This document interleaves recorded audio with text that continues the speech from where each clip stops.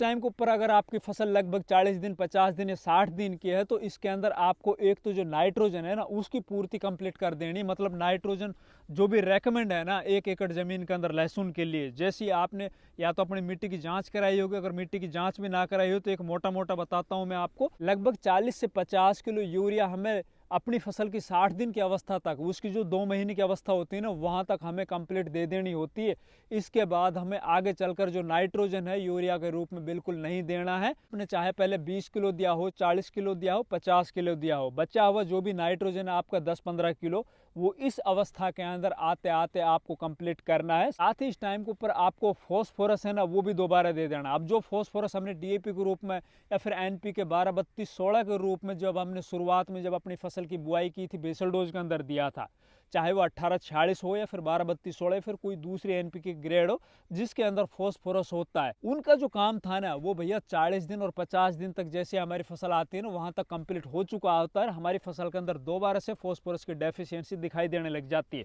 तो आपको जब आपकी फसल लगभग 50 दिन या 60 दिन की अवस्था में होती है उस टाइम के ऊपर जरूर 30 से 35 किलो पर एकड़ के हिसाब से डीएपी खाद जो 1846 आता है ना उसको देना होता है, क्योंकि आगे चलकर बचे हुए दिन होते हैं ना उनके अंदर जो ये फॉस्फोरस इस टाइम के ऊपर हम देंगे ना वो आगे चलकर काम करेगा। आगे चलकर वो इस कंद को फुलाने के अंदर फॉस्फोरस का बहुत बड़ा योगदान होता है, तो आगे चलकर वो काम आएगा। दूसरा, अगर आपकी फसल इस टाइम के ऊपर 60 दिन की 65 दिन की है तो आपको जरूर अपनी फसल के अंदर पोटास भी डालना है। पोटास जो आपने लहसुन की बुआई की थी तो बेसल डोज के अंदर जो भी आपने दिया था 30 किलो 35 किलो एकड़ के हिसाब से, एक कट्टा एकड़ के हिसाब से उसका काम है ना वो कंप्लीट हो चुका है। उसकी कमी अब इस टाइम के ऊपर दोबारा से दिखनी स्टार्ट हो जाएगी। और पोटास की अगर कमी आपकी फसल के अंदर आ गई तो पोटास का काम क्या होता है, एक तो वो कंद को मोटा करेगा, दूसरा कंद की क्वालिटी